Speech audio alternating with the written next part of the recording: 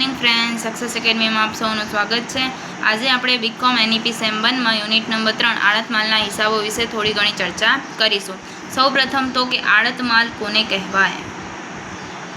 આડત માલના હિસાબો તો આપણે જોઈએ છીએ, પણ આડત માલ એટલે કોને કહેવાય? તો આડત માલના બે ભાગ પડે, એક થાય માલધણી અને એક થાય આડતીઓ।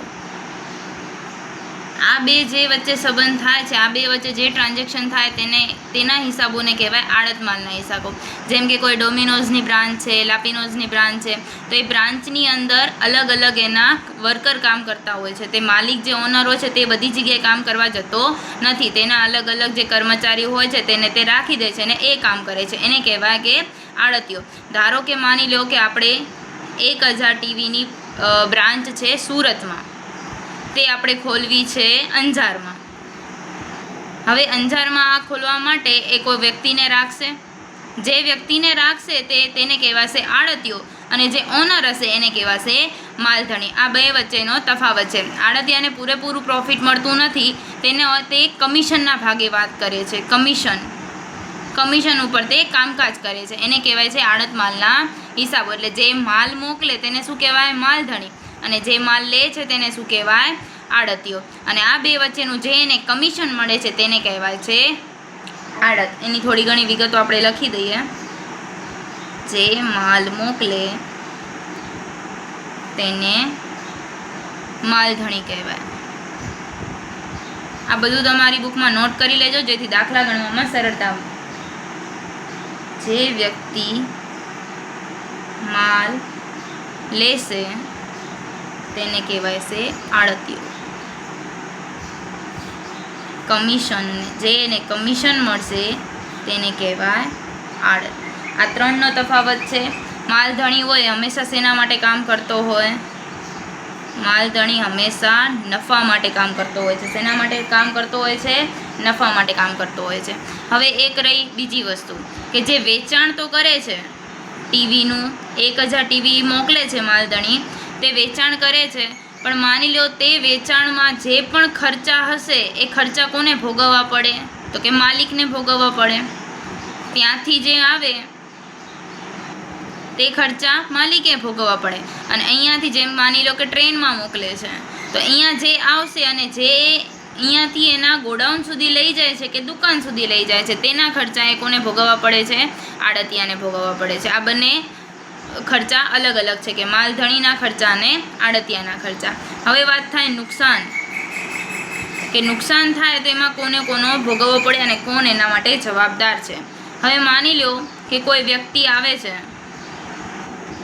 એ છે માલિક તરફથી આવે છે અને કહે છે કે મને ઉધાર વેચાણ આપો। શું કહે છે? તે મને ઉધાર વેચાણ આપો।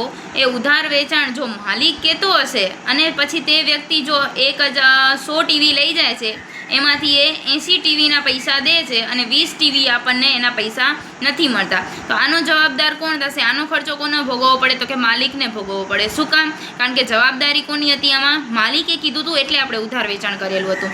માની લો કે આ જ વસ્તુ આડતિયાના ઓળખીતા તરફથી હોય અને તે આ જ વ્યક્તિ છે કે જે 100નું લઈ જાય છે ટીવી, 80ના પૈસા દે છે ને 20ના પૈસા દેતો નથી, તો આ 20ની ભરપાઈ કોને કરવી પડે? તો કે આડતિયાને કરવી પડે। શું કામ? કારણ કે એનો જવાબદાર કોણ હતો? આડતીયો હતો। આ બંને વચ્ચે તફાવત છે, કેમ કે જો માલિકના તરફથી હશે તો એના આપણે ખર્ચા નોંધીશું, અને જો આડતિયા તરફથી હશે તો એને કહેવાશે ગાલખાત પડી કહેવાય। શું કહેવાય એને? ગાલખાત પડી કહેવાય। એના અમુક ખર્ચાઓ છે જેને આપણે નોટ ડાઉન કરીએ। ટોટલ 2 ટાઈપના ખર્ચા આવે, એક આવે આવર્તક અને એક આવે બિનઆવર્તક। 2 ટાઈપના ખર્ચા આવશે, આવર્તક અને બિનઆવર્તક। પહેલા આપણે માલધણીના જોઈએ। માલધણીના ખર્ચા આવર્તક કોને કહેવાય? કે જે વારંવાર થાય, અને બિનઆવર્તક જે એક જ વાર થાય। માલધણીને જેટલા પણ ખર્ચા હોય એને કહેવાય રોકડ ખાતે ખર્ચ। શું કહેવાશે એને? રોકડ ખાતે ખર્ચ। જેમ કે છે મજૂરી, ગાડા ભાડું, રેલવેનું, જકાત, વીમો, આ બધે બંને કેવા કહેવાય? બિનઆવર્તક। કેમ કે માલિક તો એક જ વાર મોકલશે, ત્યાંથી આ બધી વસ્તુઓનું છે. હવે જોઈએ આડતિયાના ખર્ચા. આડતિયાના ખર્ચા એ બે પ્રકારમાં હોય, એક હોય આવર્તક અને એક હોય બિન આવર્તક. હવે આવર્તક અને બિન આવર્તક કયા કહેવાય? તો પહેલાં આપણે આવર્તક જોઈએ. તેમાં આવે જાહેરાત, પગાર, ગોડાઉનનું ભાડું અને વીજળી બિલ. આ બધા કહેવાય આવર્તક. કેમ કે જાહેરાત પણ એને વેચાણ કરવા માટે વારે વાર કરવી પડે, અંદરના જે કર્મચારીઓ તેને પગાર વારંવાર આપવો પડે, ગોડાઉનનું ભાડું છે જે દર મહિને ચૂકવવું પડે, વીજળી બિલ છે જે દર મહિને ચૂકવવું પડે છે. બિન આવર્તક તો કે માલ છોડાવવાનો ખર્ચ, જે ત્યાંથી માલ આવ્યો છે તેને છોડાવવા માટે એક જ વાર ખર્ચ કરવો પડે, તેને મજૂરી પણ એક જ વાર દેવી પડે, અને ગાડા ભાડું એટલે જેમાં એ વસ્તુ મંગાવે છે તે પણ આપણે એક જ વાર દેવું પડે. અહીં છે બિન આવર્તક ને આવર્તક અને બિન આવર્તકની વાત. તો માલધણીના હોય બધા કેવા બિન, કેમ કે માલધણી એ વારે એક જ વાર જે વસ્તુ મોકલે છે તેના ઉપર એક જ વાર ખર્ચ કરશે, બીજી વાર જે વસ્તુ મોકલશે એના ઉપર બીજી વાર, મતલબ આપણે જોવા જઈએ તો એક વસ્તુ પાછળ એક જ વાર ખર્ચ આવે. જ્યારે આડતિયાના આવર્તક અને બિન આવર્તક બંને કહી શકાય. કેમ કે જાહેરાત છે જે એને વેચાણ કરવું છે ટીવીનું, એટલે વારંવાર જાહેરાત કરશે, પગાર દેશે, ગોડાઉન ભાડું ચૂકવશે, વીજળી બિલ થશે, પણ મજૂરીને ગાડા ભાડું જેવું છે જે એક જ વાર કરવું પડશે. હવે આપણે એના અલગના ટોપિક છે અમુક, એ ટોપિક જોઈએ. એમાં બે ટાઈપ આવે, એક આવે સામાન્ય નુકસાન ને એક આવશે અસામાન્ય નુકસાન. સામાન્ય નુકસાન કયા કહેવાય? તો જેમ કે કુદરતી કારણથી થયું હોય, જે વસ્તુ કુદરતી તરફથી થતી હોય તેને કહેવાય કુદરતી કારણથી થતી હોય, એને કહેવાય સામાન્ય નુકસાન. અસામાન્ય એટલે જે આપણાથી થયું હોય, જાણીબૂચીને થયું હોય, એને કહેવાય અસામાન્ય. તો અસામાન્યમાં કોણ કોણ આવી શકે? તો કે રસ્તામાં નાશ પામેલ હોય, ઢોળાઈ ગયું હોય, તેલ હોય, પેટ્રોલ હોય, જે પણ હોય રસ્તામાં નાશ પામેલ હોઈ શકે. પછી ગોડાઉનમાં હોય, ગોડાઉનમાં આગ લાગી જાય, રસ્તામાં જ માલ રહી જાય, માર્ગસ્થ માલ કહેવાય ને, તો કહેવાય માર્ગસ્થ માલ. હવે આપણે આ ત્રણેય ટોપિકની અલગ અલગ ચર્ચા કરીશું. સૌ પ્રથમ આપણે જોઈએ તો કે રસ્તામાં નાશ પામેલ. રસ્તામાં નાશ પામેલ, તો જેટલો પણ રસ્તામાં નાશ પામ્યો હોય, રસ્તામાં નાશ પામેલ માલ એ હંમેશા પડતર કિંમતે જ લખાય. જેટલામાં માલ આવ્યો, માની લો 1000 ટીવી આપણે મંગાવી હતી, એમાંથી એકના ભાવ હતા માની લો 1000ના ટીવીના 1000 રૂપિયા હતા. રસ્તામાં 100 ટીવી નું નુકસાન થયું છે, તો એના ઉપર અસામાન્ય નુકસાન ગણતરી કરવાની છે. તો 100 ટીવીનું નુકસાન થયું છે અને એકના ભાવ છે 1000 રૂપિયા, તો આના જોડે ગુણાકાર થાય એટલે કેટલા આવશે? 1 લાખ. આ રીતે. પછી આમાં પ્લસ થાય માલધણીના પ્રમાણસર ખર્ચા. માલધણીના પ્રમાણસર ખર્ચા એટલે શું? તો કે જો 1000 ટીવી પાછળ 1000ની કિંમત ઉપર તેણે માની લ્યો કે 1000નો ખર્ચો કર્યો હોય, ઓલ ઓવરઓલ જેનો બી દીધો હોય એને, રેલવેનો, જકાતનો, મજૂરીનો, જેટલો બી 1000નો ખર્ચો કર્યો હોય. હવે આપણું નુકસાન કેટલાનું ગયું? તો કે 100નું ગયું. હવે એણે 1000નો ખર્ચો કર્યો છે, પણ એ કેટલા ટીવી પાછળ કરેલો હશે? 1000 ટીવી પાછળ કરેલો હશે. તો કે 1000 ટીવીનો 1000 ખર્ચ, તો 100 ટીવીનો કેટલો? આ રીતે થાય. એટલે રૂપિયા કેટલા આવશે? 100. આ બંનેનો પ્લસ કરીએ તો કેટલા આવે? 1,100,000. ક્લિયર? હવે આમાંથી માઇનસ થાય વીમા કંપની.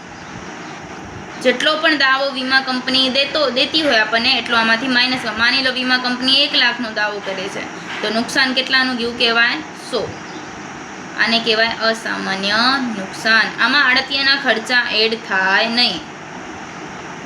શું કામ ના થાય? તો કે માલ હજી રસ્તામાં છે, મતલબ આડતિયા પાસે પહોંચ્યો નથી, એટલે આમાં ખાલી આપણે માલધણીના ખર્ચા એડ કરીશું. હવે બીજો ટોપિક આવે છે કે ગોડાઉનમાં આગ લાગી હોય. શું કહે છે? ગોડાઉનમાં આગ લાગી હોય. અને ગોડાઉનમાં આગ લાગી હોય તો પહેલાં તો એ જ આવશે, તો કે ગોડાઉનમાં આગ લાગેલ માલ ની પડતર કિંમત કઈ લખાશે હંમેશા પડતર કિંમત. જેમ અહીંયા પડતર કિંમત લખી આપણે કે 100 ગુણ્યા 1000 1 લાખ, એ જ રીતે અહીંયા પણ પડતર કિંમત જ આવે. પ્લસ થાય માલધણીના ખર્ચા, માલધણીના પ્રમાણસર ખર્ચા. જેમ રસ્તામાં આપણે કરતા હતા તેમજ ગોડાઉનમાં પણ માલધણીના પ્રમાણસર ખર્ચા થાય. પણ પ્લસ આમાં આડતિયાના બિનઆવર્તક, કયા બિનઆવર્તક ખર્ચા પ્રમાણસર